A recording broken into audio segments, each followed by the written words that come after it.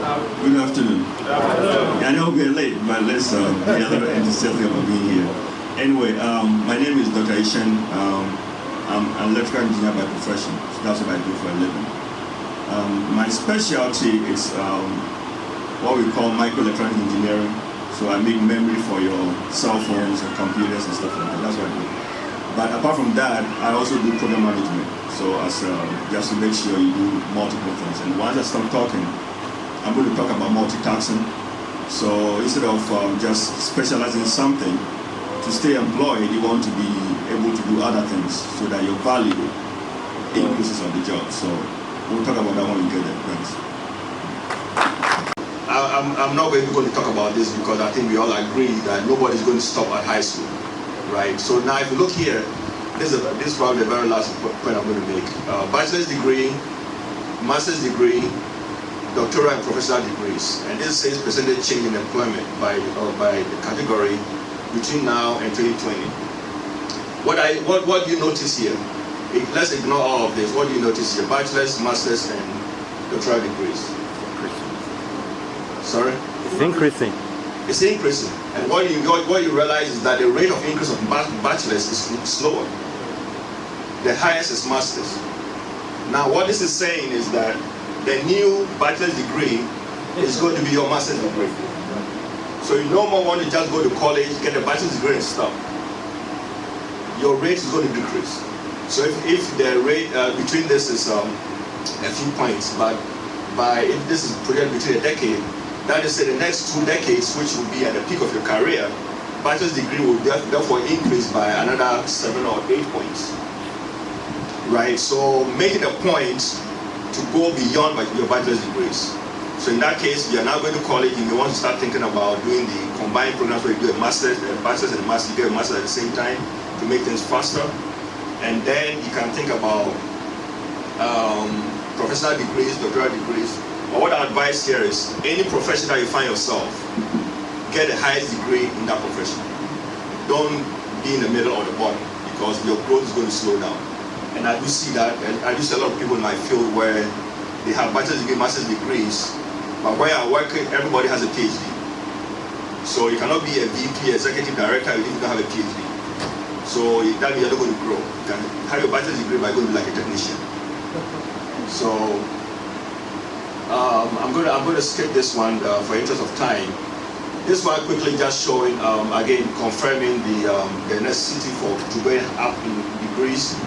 This is looking at median income every week, weekly income, again it's median. So it doesn't take into account other training that you've done that gives you more money. But what this is saying is that if you start a bachelor's degree, you're going to be earning about $1,000 a week. Right, but if you were to go up, on the average, after about $1,700 a week, another $700 more a week. Now it doesn't mean, this average number doesn't mean that you really earn $1,000. You earn less. Depends on you. Everything is depends on you. Again, this side is showing unemployment rate. As you go up in degrees, your probability of getting unemployed is lower, right? 2.5% up here, 12% down here. So you want to increase your education to reduce your exposure to the economic changes which always happens. So going up in degree is always an important thing. So think about that very carefully. Now, I'm going to go through this pretty quickly. There are certain skills that you need to learn, and you have the opportunity now, whilst you are in high school through college, to learn those skills to make sure that once you get employed, you stay employed. Okay? There are 3 types of skills. Again, this comes from the Georgia Department of Labor. I did go through several websites to figure out what information is relevant. So you can go back and learn, read the rest of the information. But this one is talking about 3 types of skills. There are transferable skills. These skills you don't really learn to any job. There are things that you know that you carry along with you as you go along, right? It's talking about writing clearly, listening, organization skills, training, how to file records, how to handle money, how to teach others. All of these things are things that you know that become very important as on the job. This is where mentoring comes in. In my job, they are changing between now and 2020. Now I'm choosing 2020 because anybody in high school now through college would be in the workforce by then. and what you need to learn so that when you get a job, which is of course that's the ultimate goal, right? You want to go to school, at the end of the day you want a job. Now what do you need to learn to get that job, and once you get that job, how do you stay employed? But these days, you know that within every 5 to 10 years, the economy keeps going up and down, and folks lose their jobs. You know, there are a lot of companies do. In the corporate world, there's a lot of layoffs. You know, I've been in the corporate world for, let's say, 12 years, and almost every year I see people leave. You know, you go to work in the morning, and folks sitting around you, all offices are closing. You hear the doors close, people have their boxes, go into your cars and driving off. In November, I was traveling in Taiwan.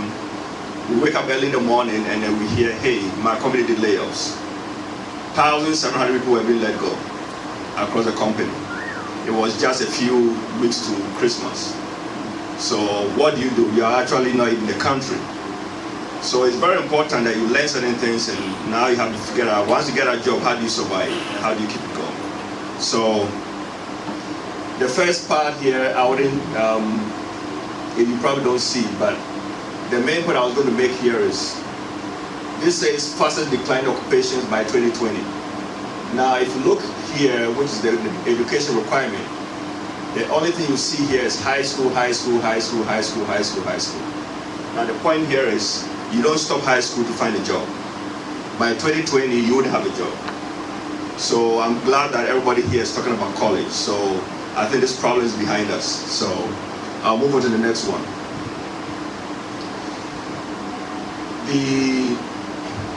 There are several occupations that are going to be changing by 2020.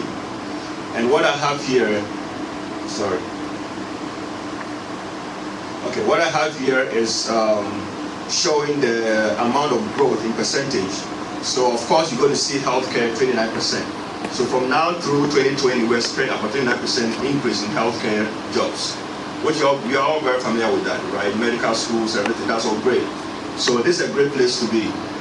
I keep skipping. This is a great place to be. If you look again, I'm going to stay in the 20% range. If you look here, we have computer information technology. Now, I'm basing a lot on this because there's a lot of change. I was in a conference in Japan 3 weeks ago, and they were talking about the automotive industry going wireless, and that's supposed to turn into $1 trillion industry.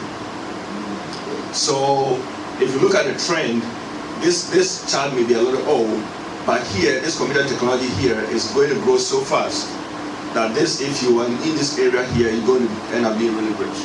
These days, all those who make those apps make a lot of money. I saw a few jobs, you know, just app development for Android, starting at $140,000. You see, so apart from healthcare, if you're in technology, you want to be here. That's very important. This is community and social service. I think this is all linked to healthcare, and of course, this is personal care services also linked to healthcare. So healthcare and technology is a place that you want to be. So look at it very carefully. Again, there's something that's I still don't understand why this figure here is diminishing. Right, but because we still need food, right? So I don't know why for us food, but anyway, the point here is there are certain jobs that will still keep growing, and as you go through college, high school through college, make sure that you are learning so that now you can figure out. Let me point here.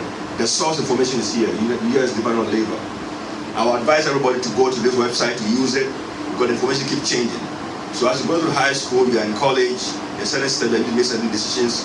Go here and make sure that what you're learning, what you're studying, is still valid because it keeps changing. So once you get a new report out between, let's say 2015 and 2025, you want to make sure that you are still, yeah, go ahead. So what would you recommend for being a secondary educational teacher? To be, The the question was, everybody to hear what you. yeah, okay. I said,